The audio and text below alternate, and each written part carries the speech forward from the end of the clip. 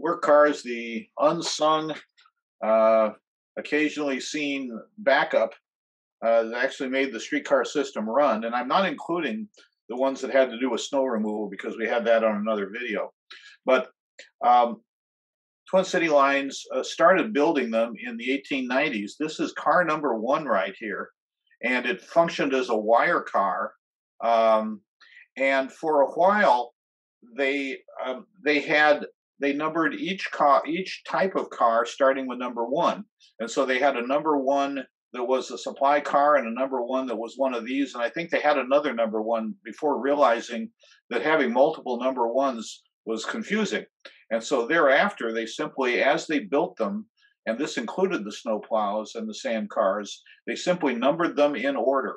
And at the very end, they got up to 97, which gives you an idea how many there were, although they weren't all in operation at the same time. Some of the early ones were retired. But this is car number one. And their first round of a home-built work car, they did several that looked like this. This one is, I want to say, it's number 18. And you notice it's got the two-motor Bemis truck under it, which only had a single 25-horse motor under each one. So they're kind of underpowered. And they used these as, snow plows. Here's one of them. Matter of fact, this might be the very same car. I think that says 18 there, being used as a snow plow, where they put a wing on it and they put a wood plow on the front. And these, of course, were kind of underpowered. And after a while, maybe after about 10 years or so, they started building the more generic type of work cars that would become standard. That one looks like it might be getting a help push from the streetcar behind it. Yeah, that's what I've concluded. Russ thinks that it's just parked close behind, but I think he's being pushed. And here's one of those work cars in construction service. You can see City Hall down here. And so, trying to figure out, I think this would be, well, I'm not sure quite what street this is. Maybe it's 3rd Avenue South. But as you can see, he's all loaded up with things. So then they started building the cars. And the reason for this slide is to show this little streetcar in the back. What was very common in a lot of cities is that they would take their first generation streetcars and turn some of them into sand and salt cars and that kind of stuff. And I think that is what has happened here. Also, this is the only picture we have of this derrick car, number 21, which I think was retired fairly early because they had 3 crane cars that lasted later, and this one just doesn't appear anywhere. And then, of course, here are a couple of the snow plows. Look underneath the between the trucks. Those are hose jumpers. Yeah, you're right. That is a hose jumper. Huh. Interesting. Good catch. So here's just a blow up of that little streetcar turned into a service car of some kind. But I really don't have any information on that particular group. Okay, now here is your generic work car. This is number 9. It was built at 31st Street Shops. Here it is shown at Snelling. And this was kind of the standard deal. It had sides that could be folded down. And so when they were folded down, you could go and carry anything on them. The reason the cab is raised is so you could have lengths of rail that extended under the cab, because otherwise there wouldn't have been enough room on the deck. When you fold the side up, you can use it for gravel, for coal, for ashes, anything like that. And so they had a bunch of these. Oops. Aaron, are you sure those sides folded rather than just lifting out? Yeah, and you'll see pictures of other ones with them that way. Oh, you're thinking maybe this one did not. Yeah, those look like the side brace systems that they used on rail cars, where they could configure it as a flat car or drop those beams in and use it as a enclosed gondola. Yeah, that's a good question. Well, as we continue on, let's look at the ones that are folded down and see if it looks like that could be done. I know they could be done. The question was, did this one? No, okay, now here's an example, and you can see one of the panels is folded down, and that looks the same to me. This is one that has a larger cab. This has a crew cab, if you will, like a crew cab pickup truck. They added a little something on.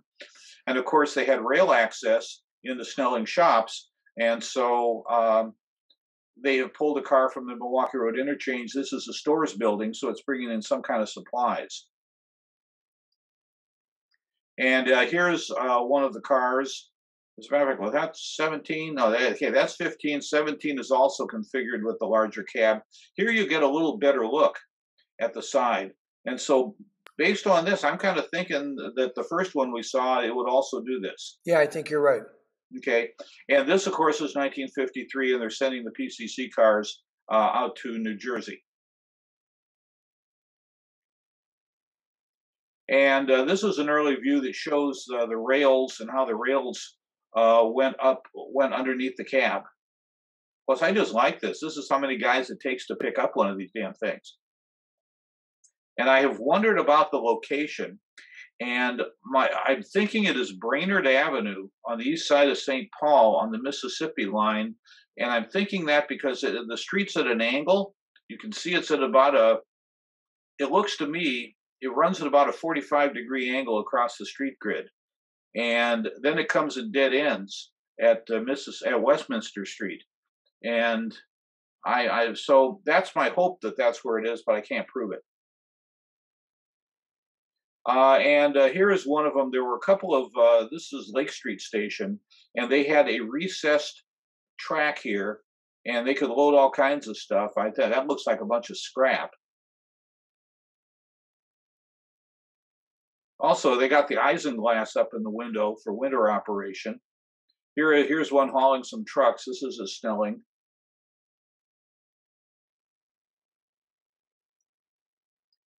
Here they are at one of the company gravel pits. Oh, so now we know 15, 17, and 19 all have this extended cab, which I think they needed for these guys. And I think this is the South St. Paul gravel pit, just because of the hill in the background.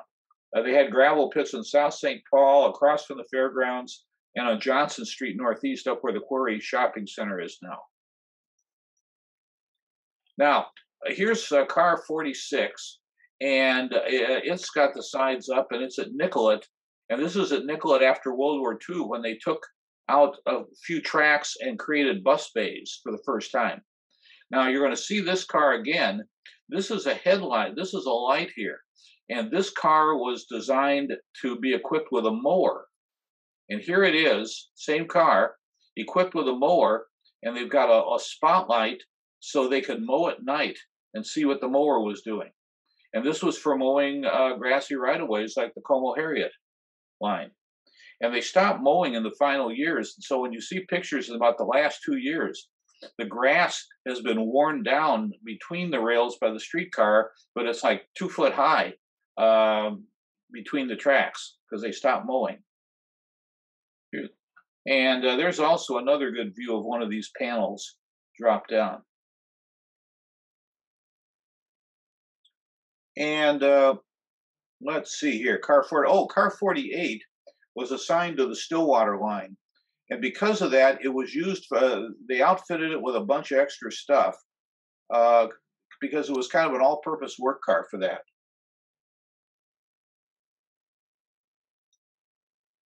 Now here's car 47, and it was modified. It has these little cranes, these derricks, and it has containers for material, which apparently you could somehow swing out and offload. I don't really know. I haven't really taken the time to figure out what was going on with this, but it's an unusual. So you can see, you could take these work cars and you could modify them. Number 11 was also assigned out to Stillwater, and because of that, it had the train markers on it, and it had the steel pilot for suburban service. And here's number 13, and they're disassembling, this is 1950 or 51, and they're disassembling the Broadway line on the Broadway Bridge. And you'll notice there's no overhead wire. And so what I think has happened is I think this service truck has pulled it ahead. They needed to load it up, and I'm guessing that they've got overhead wire back here somewhere, and they're going to go and push it back until it gets under overhead wire, and then it can go dump this stuff. Actually, what it's doing, it's lifting up pavers, the big granite pavers that look like granite loaves of bread. Okay, here's crane 50 as originally built. And this one then later got a new crane. I guess the old crane wore out. And this was used for all kinds of stuff. Here it is, the new crane, yeah. When they swung that crane out, perpendicular to the track, what kept the whole thing from tipping off the line when they tried to lift something heavy? Well, you look, I don't see outriggers anywhere. No. There's probably a counterweight in the back of that cab. Right, you'd have to have a counterweight to do that. Yeah, good point. By the way, one thing I should point out here, you can see it here, is on all the cranes, they put wood over the end of the boom. So if you touch the overhead wire, you wouldn't short the whole thing out. Looks like they're carrying a spare trolley pole underneath. Yeah, well, everything had a 1300 had a spare trolley pole. They all did. And so here it is. This is at the end of the Rondo line, pulling up tracks in 1948.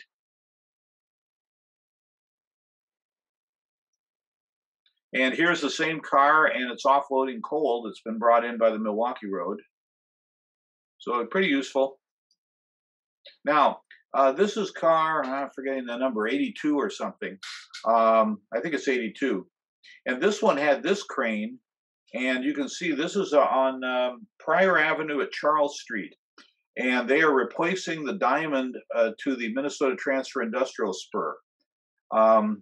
And the reason was the streetcar was in there afterwards, so they were required to maintain the crossing. And if you wonder about whether you would tip over, look what they're doing here. One of their service trucks has tipped over, and they're picking the thing up. And there must be a counterweight somewhere. But this is up at Snelling and Minnehaha in St. Paul. Well, you can see the crane car bed is tilted towards the load. Oh, yeah. And then this is 74. And this, while the other crane cars had been built here, 74 was an off-the-shelf car. It was purchased from a manufacturer, and it was an electrified version of a regular crane car. And it basically stayed at Snelling, and it worked the rail pile.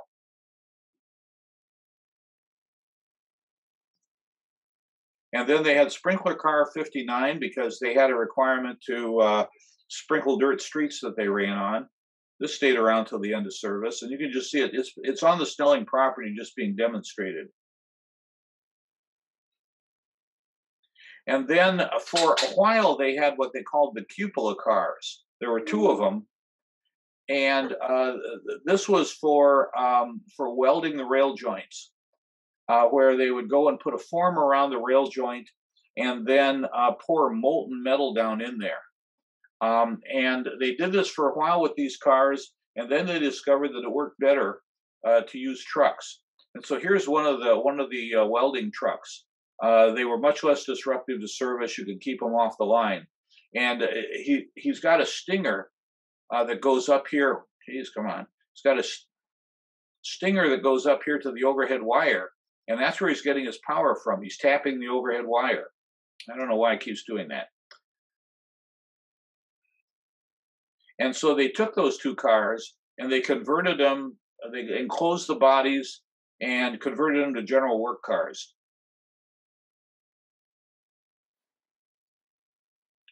So now we're into wire cars, and this is wire car 3, which was the Minneapolis wire car. It's by the East Side Station. And they changed the configuration of this later. Initially, they had the spool in back and the tower in the middle, and they later reversed that to put the tower in back.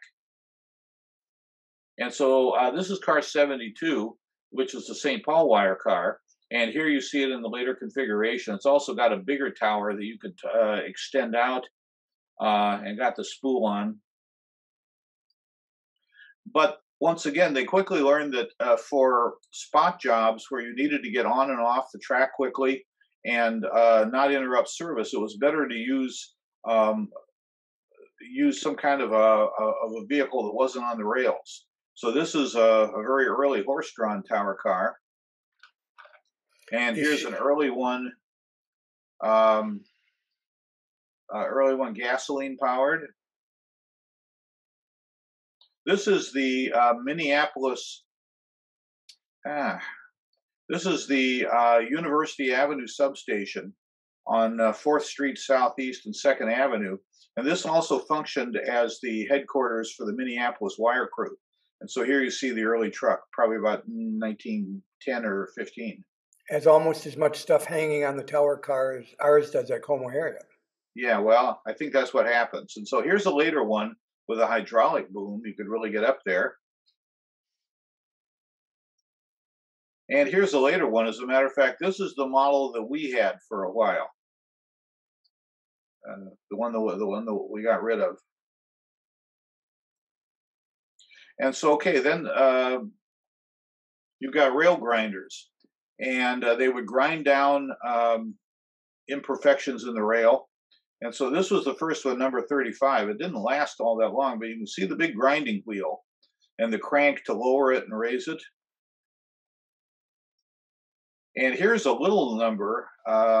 It's out in front of Brown and Bigelow on University Avenue, just east of Wards. And I don't know how long this one lasted for. And then they wound up with this one, which I know got used as late as the 1940s. And it's got power. And then the final one was Car 96, where they, this was actually the last of the suburban high speed. You can see the markers here. And it got converted into a rail grinder. And this is the grinding stones down here. And here you see the grinding stones, and there's a hydraulic ram that you can put them down on the rail. And here's the controls inside. Looks like some kind of air pressure thing. And then you have the supply cars that would run between the central stores and the car barns to bring supplies. This is supply car number 1. It's out in front of the original general offices at 3rd Avenue North and 2nd Street. This is the building that's still here. Here's supply car number 2. This one, as I understand it, was a demonstrator double truck car built by Northern Car Company in Robbinsdale. And it was a one-off built in, I want to say, 1891 or 92. The car company burned down, and so no more of these were delivered. And they took this one, put big center doors in it, and turned it into a supply car because it was kind of an orphan in the fleet. And then the very last one, car number 95, was a conventional car. You can see they braced it, put a big door in, and originally had it in these colors, and then later went and painted it the boxcar red that most of the work cars were painted. And here it is at the loading dock at the stores building at Snelling. So they had sand cars as well. Each station had a sand car. There were 3 of them that were custom built by Twin City Lines, and you can see they've got bunkers for sand and salt, and it comes out the bottom. But then they took 3 of their work cars, and they put a special sand and salt section in the middle. And so three of the car houses had these versus 3 had the others. And then you get the shop shifters, and these were the cars that were originally cable cars, and then there were 3 of them that were turned into the incline counterweight cars. And when the incline was abandoned and replaced by the Selby Tunnel, coincidentally, that is also when Snelling shops opened. And so they took these things and rebuilt them and set them up for moving cars around the complex because they were short enough to fit on the transfer table along with other streetcars. Plus, they also used them to move trucks, and you can see this thing right here. You can see it over the end of the truck. This was set up so that you could move streetcar trucks around. As a matter of fact, here's one of them moving a bunch of them. and there's only one controller there. You can see through the second, the third window, right in the middle there. Yeah, well, that would make sense, probably because they would go back and forth, back and forth. So it would be kind of a hassle not to have to change ends. And after World War II, they rebuilt the bodies on a couple of these, and that's why you have shortened, and you don't have the original roof on them. How many of those were there, Aaron? There were 3, 26, 27, and 28. And so then they needed carts to just move stuff around the shop complex. And so they took old horse car trailers, and made shop carts out of them. And they had, 7 or 8 of these. And then they had electric shovels. And you see they're numbered in sequence 73. And these were commercially built, but they were designed to, you had to have like a stinger or an extension cord. That's what this is, to power it. But they could move on tank tracks, but you could also put them on the rails. Here you can see the flanged wheels. So they were convertible that way. And here's one of them, and you can see it's actually on the flanged wheels. And it's on First Avenue North at 5th Street. So they could, and clearly what they're doing is they're towing this thing around. Then you had the service trucks. There's one of the shifters there. Here's a later one. Oh, that's the end of it.